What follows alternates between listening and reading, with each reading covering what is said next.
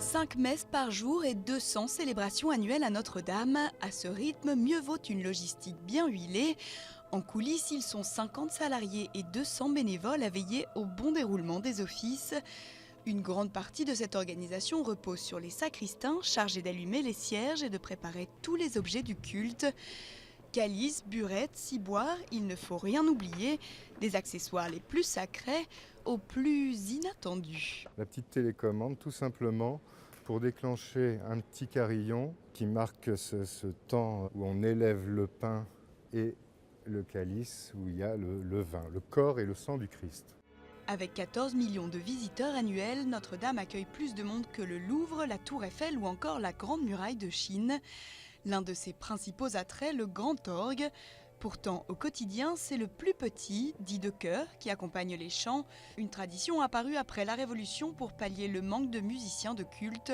Aujourd'hui, ils sont 5 organistes et passent de l'un à l'autre selon l'importance des cérémonies. Ici, on a un instrument de 2 claviers, 30 jeux. Là-haut, c'est un instrument de 5 claviers, 120 jeux. Donc le principe est le même, mais c'est la même différence qu'il y a entre une voiture et un autobus.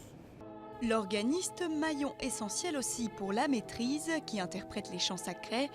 Les jeunes chanteurs animent à tour de rôle les vêpres, l'office du soir et la messe du dimanche. Quand ils ne sont pas à l'école, c'est dans la crypte de Notre-Dame qu'ils répètent, à raison de 4 après-midi par semaine.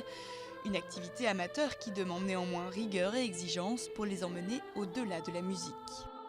Quand des enfants prennent vraiment le goût à chanter certains ouvrages qui peuvent être ardus, mais qui sont vraiment des chefs-d'œuvre, c'est quand même une grande satisfaction de sentir cet amour de l'art qui naît en eux. Depuis 8 siècles, les cérémonies se suivent sans se ressembler. Du sacre de Napoléon en 1804 aux obsèques de l'abbé Pierre ou de sœur Emmanuelle. Tout est minutieusement orchestré, l'un des secrets sans doute du succès de Notre-Dame, 850 ans après la pose de sa première pierre en 1163.